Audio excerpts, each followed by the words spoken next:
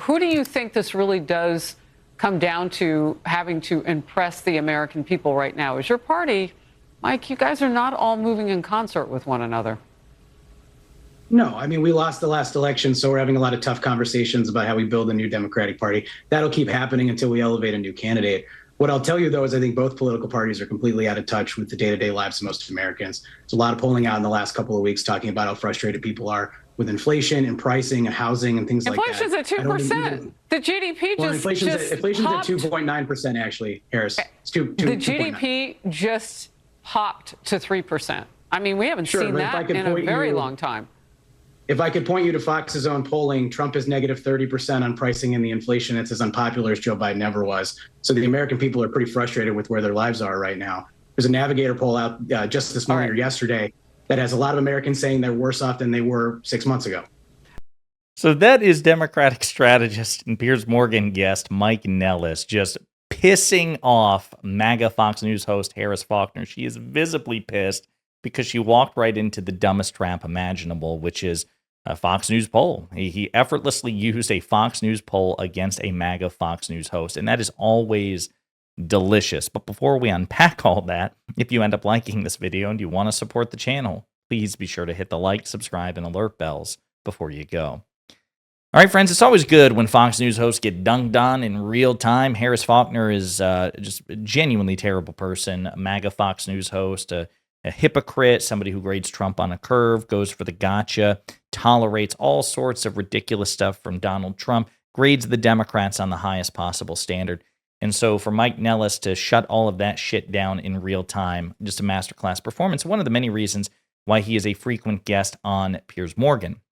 Now, I want to look at that poll in particular. It just came out about, I think it was maybe 8 days ago. Let's see if it's on here. Yeah, July 23rd. So 8 days ago, about Trump, and it's not good. And this is what Mike Nellis was citing.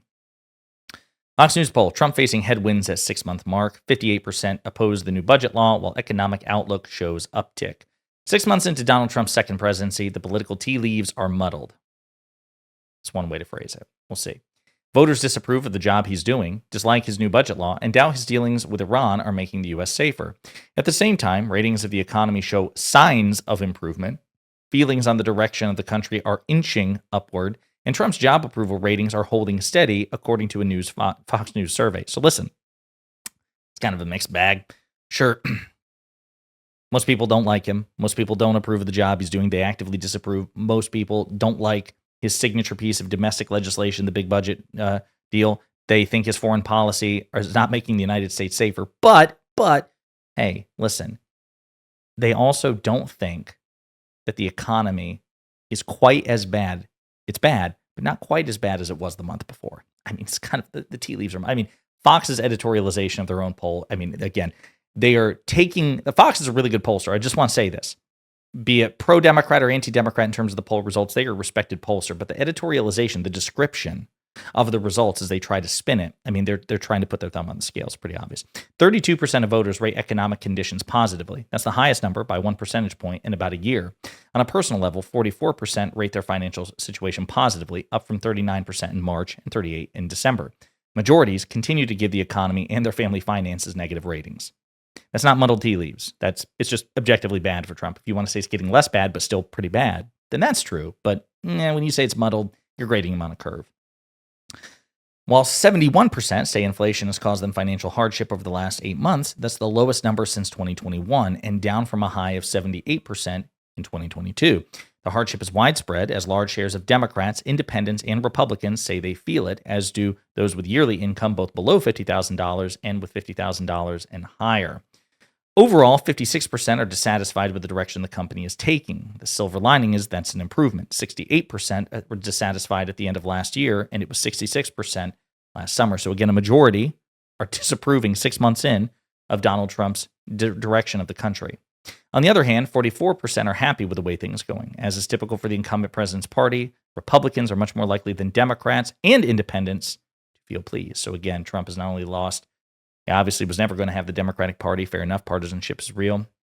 But independents, the group he needed to win his election in the first place, overwhelmingly unhappy. Trump calls the budget legislation he recently signed into law the one big beautiful bill, but beauty is in the eye of the beholder. More disapprove, 58%, than approve, 39%, by 19 percentage points, and more than twice as many think the law will hurt rather than help our family. Sounds like you've got an ugly bill. Beauty's in the eye of the beholder. Oh, it's subjective. Okay, again, would a Fox editorialization of a Fox News poll ever be so generous with Trump? Sure. Beauty's in the eye of the approval's in the eye of the beholder. Sure, President Biden is wildly unpopular on the metrics, but there's some people who like him, so it's kind of subjective. The tea leaves are muddled. No, they're not. Biden was objectively unpopular, even though I think he was a vastly superior president to Donald Trump, and there's just no two ways about it. Likewise, here, his bill is objectively unpopular. It's not 50-50. It's not up in the air. I'm sorry. In terms of quantitative numbers with respect to polling, it's objectively bad. Period. And if you pretend otherwise, you're either a moron or a liar. So let's take a look. 58% approvals. 58% of voters disapprove of Trump's one big beautiful bill. Opposition to the bill comes from a large majority of Democrats. Most independents, 70%. So large majority is 89%. That is a staggering supermajority. 70% is also a supermajority. It's pretty staggering. And 1 in 5 Republicans. Not good. Topping the list of things in the law that voters dislike is increasing the debt ceiling, as 3/4 disapprove. More than half disapprove of reducing food stamp funding, 65%. Again, more than half. Also, more than half is like 55%. 65%, again, you're nearing supermajority status. Making tax cuts permanent for those with higher income, 64%. Increasing spending for immigration detention centers. This poll is brutal for Trump. Brutal for Trump. Let's see. What do voters want? What message do voters want to give the government? More than half, 52%, say lend me a hand. 45% would ask Washington to leave me alone. Let's see here. Quote, this is Trump's signature piece of legislation, and it's emblematic of why it's so hard for any Congress, but especially Republican Congress, to get things done these days, says Republican pollster Darren Shaw, who conducts Fox News surveys with Democrat Chris Anderson. Quote, many elements of the OBBB are popular, yet any spending cuts or anything that can be characterized as tax cuts for the rich crater supports with Democrats and independents. Currently, 46% of voters approve of Trump's performance, while 54% disapprove. That's exactly where things stood last month, and better at this point than 8 years ago when 41% approved. So again, Trump is still objectively unpopular, not by a little, but by a lot. Let's see. Voters are more disapproving of the job he's doing on other top issues such as immigration. 48% approve, 51% disapprove. So that's his strongest issue. And he's down by 3 points. Foreign policy, he's down by 9 points. The economy, he's down by 11 points. And inflation and tariffs, he's down by like 26 points, it looks like. 26 points. And that's what Mike Nellis is referring to here. I mean, folks, this is really bad. It's just really bad. And that's coming from Fox News. Okay, again, a reputable pollster, but this is why Trump lashes out so often at Fox News, because he loves Fox News. He watches them obsessively.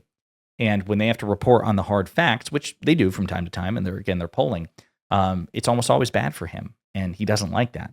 So I'd just love to see it. I'm glad that MAGA Fox News host, Harris Faulkner, had to deal with the facts as they are, and Mike Nelson was good about it. Hey, your boy sucks objectively on on inflation, and he's as unpopular as Joe Biden ever was in that respect. So not good at all. And I'd love to see that sort of commentary from people on Fox News who might not otherwise hear, oh, inflation's gone. No, inflation's at like about 3%.